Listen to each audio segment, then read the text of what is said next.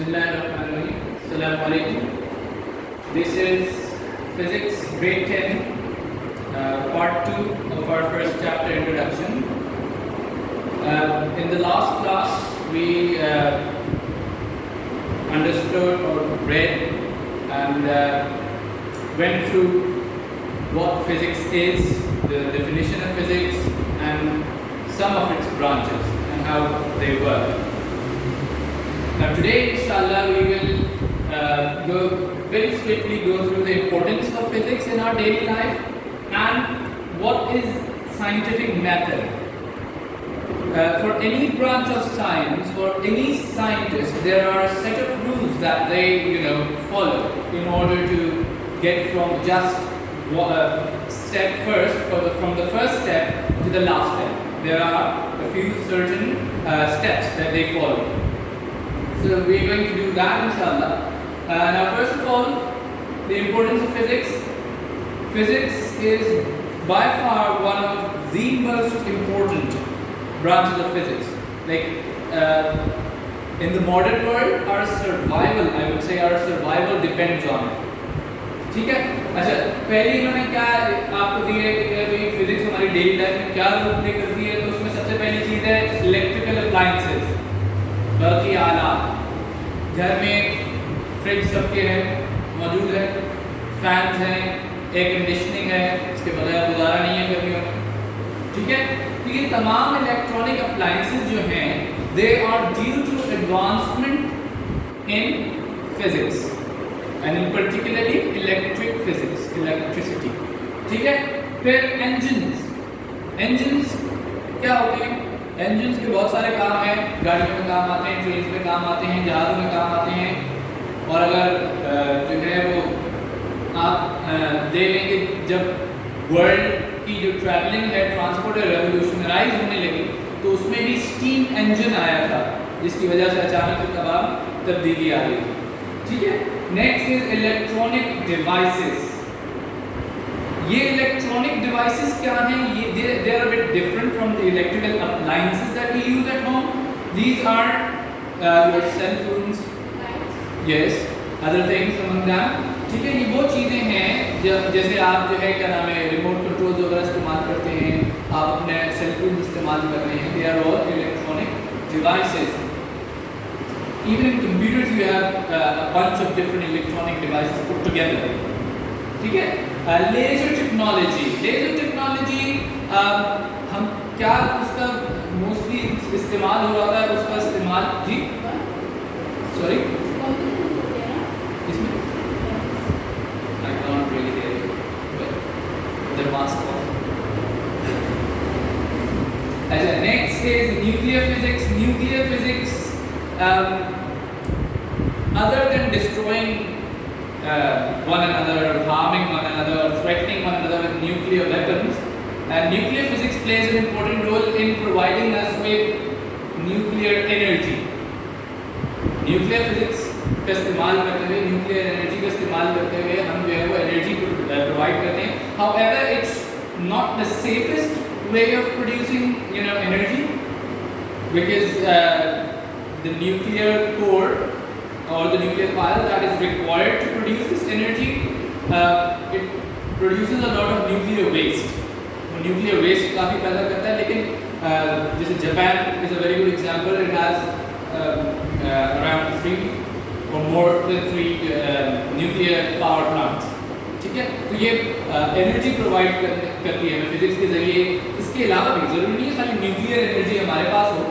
हमने hydro power बनाई है। हाइड्रो पावर क्या होती है? पानी के जरिए डैम्स के अंदर जो है वो टर्बाइंस लगा दी जाते हैं और पानी को जो है स्टीम रोल किया जाता है, तो पानी से जो टर्बाइन घूमता है वो हम इलेक्ट्रिसिटी प्रोड्यूस करते हैं। Other than that there are many other methods of producing energy, sorry converting energy, we can say that. Yes, okay, now next is scientific method. What is scientific method? What do you think scientific method is? We can analyze them, experiment them, and derive a logical conclusion to the facts and figures that we have collected. there are different phenomena going on around in this world. अलग अलग जो है मामले में चल रहे हैं दुनिया में, और कुदरत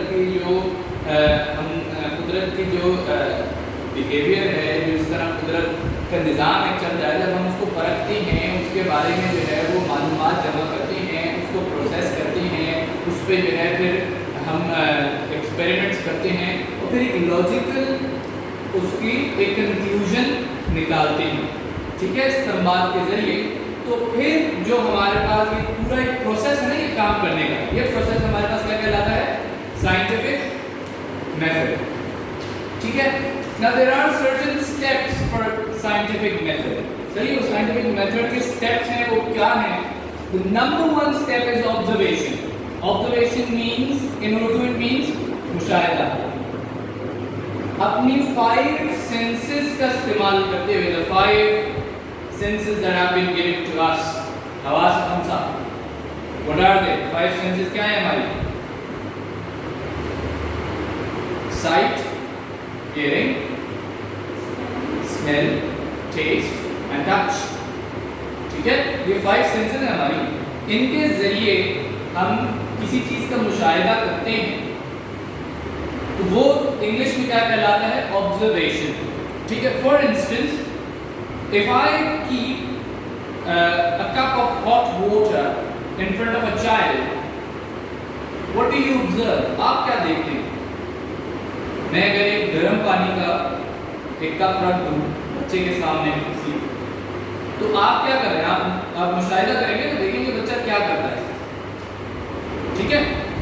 तो बच्चा खुद भी मुशाहिदा कर रहा होगा, बच्चा खुद भी ऑब्जर्व कर रहा होगा कि there is steam coming out of the cup, he doesn't know what it is right now, is at that age, इतना छोटा बच्चा उसको पता नहीं इसमें क्या है, वो ट्राई टू टच इट, उसको छूने की कोशिश करेगा, then his primal instincts will take over, वो टच करेगा, उसको हॉट लगेगा, फौरन अपना हाथ पीछे खींच लेगा, ठीक है। तो this is all part of observation. So scientists observe different phenomena of nature.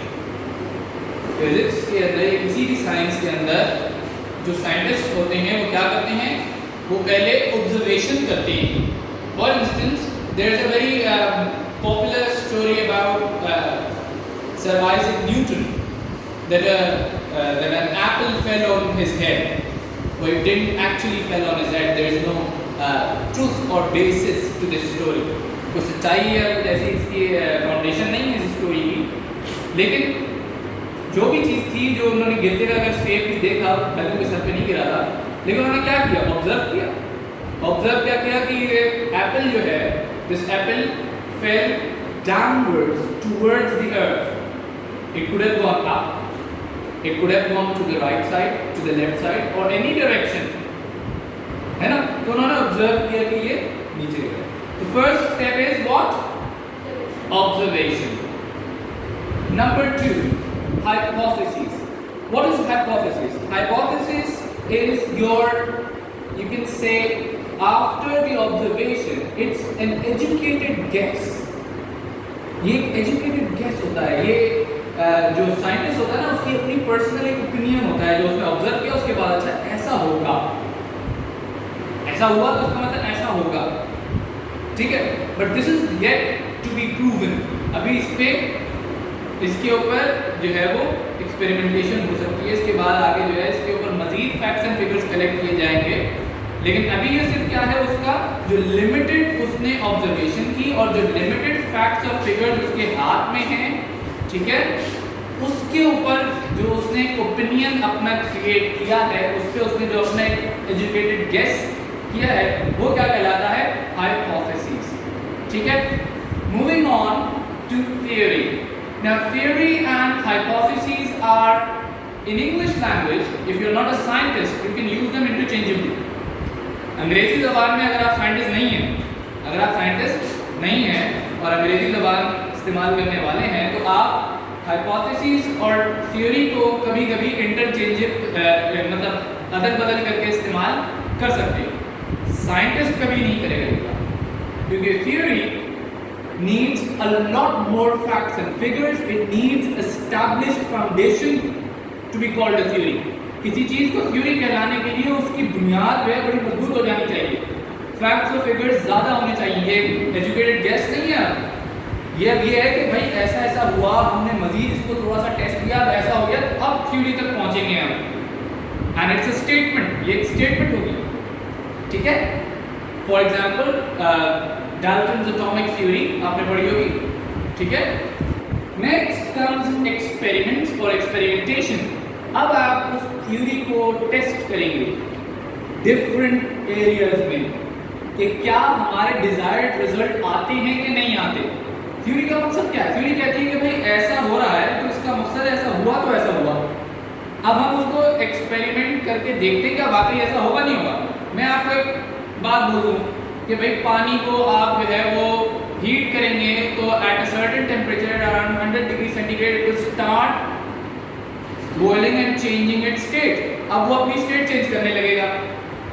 आप कहेंगे सर तो जो है ये ऐसी अपनी मर्जी से बात बोल रहे हैं, आप क्या करेंगे? अगर आपको मेरी बात यकीन नहीं आएगा, आप क्या करेंगे? आप उसको टेस्ट करेंगे। You will take a pot of water, you will heat it, and you will see for yourself. ठीक है? तो ये एक्सपेरिमेंटेशन का अमल होता है कि अब आप किसी चीज़ को जो है वो एक्सपेरिमेंट करके टेस्ट करते हैं कि क्या वाकई हमारे डिजायर्ड रिजल्ट या जो बात हम समझ रहे हैं कि ऐसा होगा वो वाकई होता है कि नहीं होता। ठीक है? After experimentation comes the law. Experimentation के बाद क्या आता है? लॉ। अब लॉ क्या है? Law is when a theory has been proven what? Right. After experimentation it becomes a law, it is a fact of nature now. For example, Newton's laws of motion. Newton के laws of motion जो है वो आज भी उतने ही दुरुस्त हैं जितने उस जमाने में थे।